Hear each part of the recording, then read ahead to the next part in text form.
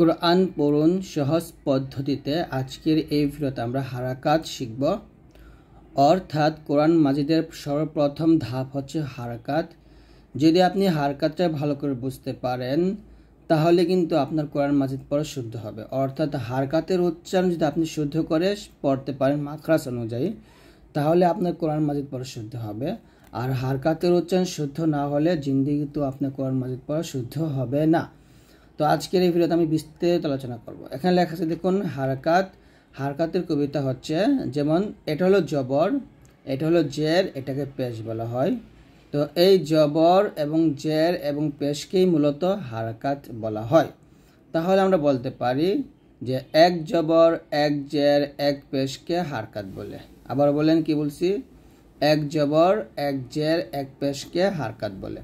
তো এই জবর জের পেশকে আরবিতে জবরকে ফাতহা বলে, জেরকে কাসরা বলে, আর পেশকে দম্মা বলা হয়।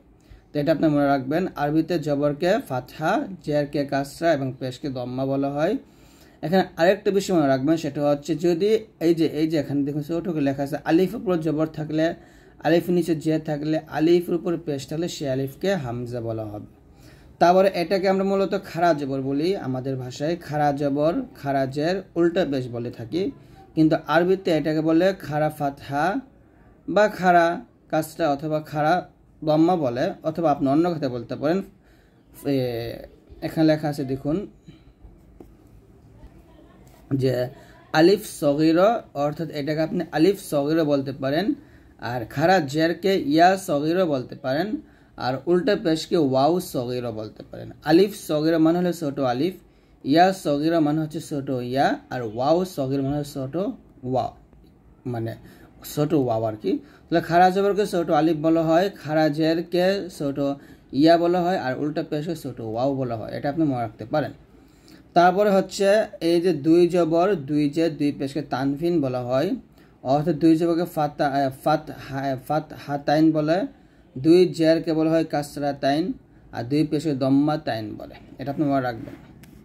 তারপরে এটাকে তাসদিদ বলা হয়, তাসদিদকে আরেক কথায় সাদ্দাহ বলা হয়। তো এটা মাদের চিহ্ন, আর এটাকে সাকিন বলা হয়, সাকিনকে আরেক কথায় সুকুনও বলা হয়। তো এই হলো আমাদের কিছু চিহ্নের সাথে আমরা পরিচিত হলাম। তো এখন আমরা হরকতের সঠিক উচ্চারণটা জানবো। তো এখন আমরা হরকতের উচ্চারণগুলো জানবো মাখরাজ অনুযায়ী, কারণ মাখরাজ অনুযায়ী যদি আপনি হরকতের উচ্চারণ শিখতে পারেন তাহলে আপনার কোরআন মাজিদ পড়া শুদ্ধ হবে। তো হরকত কাকে বলে আমি আগে বলছি, এক জবর এক জের এক পেশকে হরকত বলা হয়। হরকতের উচ্চারণ তাড়াতাড়ি পড়তে হবে, ভালো করে বুঝে নেন। এক জবর এক জের এক পেশকে কি বলা হয়? হরকত বলা হয়। আর হরকতের উচ্চারণ তাড়াতাড়ি পড়তে হয়। তাহলে এখানে এক নম্বর যে নিয়মটা, মিম বা ওয়াও ফা, এই চারটা হরফ কি থেকে হয়? ঠোঁট থেকে বের হয়, অর্থাৎ ঠোঁট থেকে উচ্চারণ করতে হয়। তাহলে আমরা এই চারটা হরফ কি করবো? ঠোঁট থেকে উচ্চারণ করব। মিমটা দুই ঠোঁটের শুকনো অংশ থেকে মিলাই উচ্চারণ করব, মিম জবর মা, এরকম। আর বাটা দুই ঠোঁটের ভিজা অংশ মিল করে উচ্চারণ করব, বা জবর বা, এরকম। ওয়াওটা দুই ঠোঁট গোল করে আমরা ওই গোল করেই ঠোঁটটা উচ্চারণ, মানে ওয়াওটা উচ্চারণ করব, ওয়াও জবর ওয়া। আর ফাটা উপরে দুই দাঁত নিচে ঠোঁটের পেটের সঙ্গে লাগিয়ে ফাটা বাতাস বের করে পাতলা উচ্চারণ করতে হবে, ফা জবর ফা। তাহলে হবে মিম জবর মা, বা জবর বা, ওয়াও জবর ওয়া, ফা জবর ফা, এরকম। এই চারটে হরফ মনে রাখবেন, ঠোঁট থেকে উচ্চারণ করতে হয়। এটা হলো এক নম্বর নিয়মটা গেল। তারপরে দুই নম্বর নিয়মটা দেখুন। দুই নম্বর নিয়মটা হচ্ছে যে এখানে মোট 12টি হরফ আছে। এই 12টি হরফ আগা থেকে উচ্চারিত হয়, অর্থাৎ জিহ্বার আগা ও তালুর সঙ্গে লাগিয়ে, মানে জিহ্বার আগাটা আর কি, জিহ্বার আগা থেকে এই 12টা হরফ আমরা উচ্চারণ করব। জিহ্বাটা দাঁতের সাথে লাগবে বা যে কোনো এক জায়গায় লাগবে। প্রথম তিনটা হরফ সা জাল জ, এই তিনটা হরফ আমরা জিহ্বার আগা সামনের উপরের দুই দাঁতের আগার সঙ্গে লাগিয়ে উচ্চারণ করব। অর্থাৎ আমাদের বড় দুইটা দাঁত আছে সামনে, ওই বড় দুই দাঁতের আগার সঙ্গে জিহ্বার আগারটা লাগাবো, পাতলা করে লাগিয়ে সা জাল জ উচ্চারণ করব। যেমন সা জবর সা, এরকম হবে। সা যখন উচ্চারণ করবেন জিহ্বাটা কোনোভাবে নিচে দাঁতে লাগাবেন না, উপরের দাঁতের আগা লাগাবেন, সা জবর সা। আর এটা হবে জাল জবরে জা। আর ওয়াটা উচ্চারণ করার সময় একটু মোটা করবেন, ল জবর ল, ল এরকম। তাহলে সা জাল জ এই তিনটা হরফ আমরা জিহ্বাটা উপরের দাঁতের আগার সঙ্গে লাগিয়ে, মানে জিহ্বার আগা উপরের দাঁতের আগার সঙ্গে লাগিয়ে উচ্চারণ করব। তার মধ্যে সা এবং জাল পাতলা হবে, জটা মোটা হবে। তারপরে তা দাল ত এই তিনটা হরফ আমরা কি করব, জিহ্বাটা উপরে দুই দাঁতের গোড়ার সঙ্গে লাগবে। জিহ্বার আগা সামনের উপরে দুই দাঁতের গোড়ার সঙ্গে লাগিয়ে আমরা তা দাল ত উচ্চারণ করব। যেমন এটা হবে তা জবর তা, দাল জবর দা, ত জবর ত এরকম, ত জবর ত। তারপর হলো জা সিন সদ এই তিনটা হরফ আমরা জিহ্বাটা নিচের দাঁতের মাঝে লাগাবো, অর্থাৎ জিহ্বার আগার সামনে নিচের দাঁতের মাঝখানে লাগিয়ে এই তিনটা হরফ উচ্চারণ করব। তাহলে হবে জা জবর জা, সিন জবর সা, আর এটা হবে সদ জবর স, মোটা করে সদ জবর স এরকম। তারপর লাম হরফটা আমরা জিহ্বার আগা সামনের উপরে মারি দাঁতের সঙ্গে লাগাবো, জিহ্বার আগার কিনারা, লাম উচ্চারণ করার সময় জিহ্বার আগার কিনারা উপরের মারি দাঁতের গোড়ার সঙ্গে লাগিয়ে লামটা উচ্চারণ করতে হবে, লাম জবল্লা।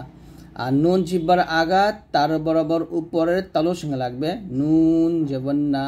র জিহ্বার আগার উল্টা পিঠ তার বরাবর উপরের তালুর সঙ্গে লাগবে, র জবর র এরকম ভাবে। র জবর রা বলবেন না, র বলতে হবে। তারপরে 3 নম্বর নিয়মটা হলো জিম শিন ইয়া মধ্য থেকে বের হয়, অর্থাৎ জিহ্বার মধ্যখান তার বরাবর উপর তালুর সঙ্গে লাগবে, জিম জবর জা, শিন জবর শা, ইয়া জবর ইয়া এরকম। আর দ জিহ্বার গোড়ার কিনারা উপরের মারির দাঁতের গোড়ার সঙ্গে লাগিয়ে উচ্চারণ করতে হবে, দ জবর দ। আর কাফটা জিহ্বার গোড়ার হয়তো একটু আগে বাড়াইয়া তার বরাবর উপরে তালুর সঙ্গে লাগিয়ে কাফটা হালকা করে উচ্চারণ করবেন, কাফ জবর কা। আর কফটা মোটা করবেন, কফ জবর ক এরকম ভাবে। সব শেষ হলো 6টি হরফ, হামজা হা আইন হা গইন খ। এই 6টি হরফ হচ্ছে গলা থেকে উচ্চারণ করতে হয়। হামজাটা হলকে শুরু থেকে উচ্চারণ হবে হামজা জবর আ, হাটা হলকে শুরু থেকে হা জবর হা। এটা হবে আইন চাপ দিয়ে বলতে হবে হলকের মাঝখান থেকে, আইন জবর আ। এটা হবে হা জবর হা, গইন জবর গ, খ জবর খ এরকম। এখানে এই যে এটা হচ্ছে হামজা, এই হামজা আরও কিছু রূপ আছে। এটা হামজা আলিফ উপর জবর থাকলে এটাকে হামজা বলা হবে হামজা জবর আ। ওয়ার উপর যখন হামজা চিহ্ন থাকবে, ইয়ার উপর যখন হামজা চিহ্ন থাকবে তখন ওইটাকেও বলা হবে হামজা, হামজা জবর আ, হামজা জবর আ। তো এইভাবে আমরা উচ্চারণ করব। তো এইগুলো হচ্ছে বড় হাতের অক্ষরগুলা। তো এখন আমরা দেখব ছোট হাতের অক্ষরগুলা একইভাবে, যেমন মিম বা ওয়াও ফা, মিম জবর মা, বা জবর বা, ওয়াও জবর ওয়া, ফা জবর ফা, ঠোঁট থেকে উচ্চারণ করব। তারপরে জিহ্বার আগা থেকে জিহ্বাটার উপরে যাতে আগা লাগবে, সা জবর সা, জাল জবর জা, র জবর র, তা জবর তা, দাল জবর দা, ত জবর ত, জা জবর জা, সিন জবর সা, সদ জবর স, লাম জবর লা, নুন জবর না, র জবর র। এগুলো কিন্তু সব ছোট হাতের।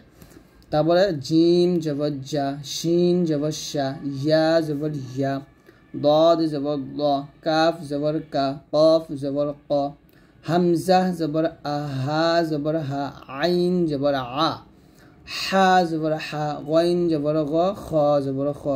এটাও হামজা, আবার এই যে এখানে এটাও কিন্তু হামজা, অর্থাৎ এক দাঁতের উপরে এই যে হামজা চিহ্ন আসছে এটাকে মূলত হামজা বলা হয়েছে, হামজা জবর আ। তো এরকমভাবে আপনারা এই হরফগুলা পড়ার চেষ্টা করবেন ইনশাআল্লাহ। তারপরে এখানে দেখুন হরকতের বিস্তারিত আলোচনা করা হয়েছে।